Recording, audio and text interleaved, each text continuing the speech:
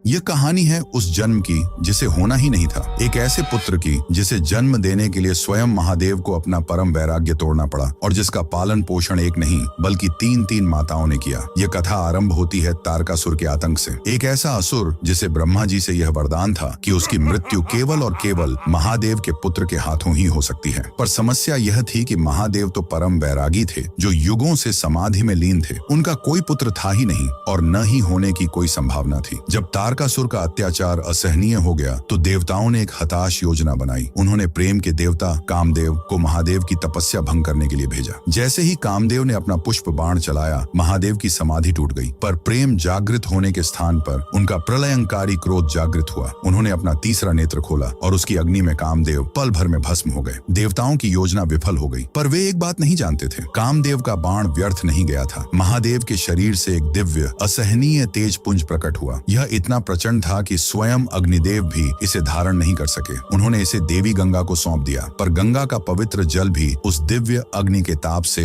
उबलने लगा। उन्होंने भी विवश होकर उसे श्रवण वन में स्थापित कर दिया। उसी क्षण वह एक तेज पुंज 6 सुंदर शिशुओं में बदल गया। तभी आकाश से 6 कृत्तिकाएं यानी तारों का समूह गुजरी और उन शिशुओं को देखकर उनका मातृत्व जाग उठा। उन्होंने उन बालकों को अपना दूध पिलाकर उनकी रक्षा की। जब यह समाचार माता पार्वती तक पहुंचा तो वे उस वन में पहुंची। उन 6 बालकों को देखकर उनके हृदय में मातृत्व का ऐसा सागर उमड़ा कि उन्होंने उन सभी को एक साथ अपने आलिंगन में भर लिया और उसी क्षण वे 6 शरीर एक हो गए। एक ऐसा बालक जिसका एक शरीर था पर 6 सिर थे। कृत्तिकाओं द्वारा पाले जाने के कारण वे कार्तिकेय कहलाए और 6 मुख होने के कारण षडानन। वे किसी गर्भ से नहीं बल्कि महादेव के तेज, गंगा की पवित्रता और कृत्तिकाओं के मातृत्व से जन्मे थे। वे प्रेम के लिए नहीं, धर्म की स्थापना के लिए जन्मे थे। उस देव सेनापति भगवान कार्तिकेय के सम्मान में जिनके जन्म के लिए स्वयं देवताओं को प्रतीक्षा करनी पड़ी, कमेंट्स में जय श्री कार्तिकेय अवश्य लिखें।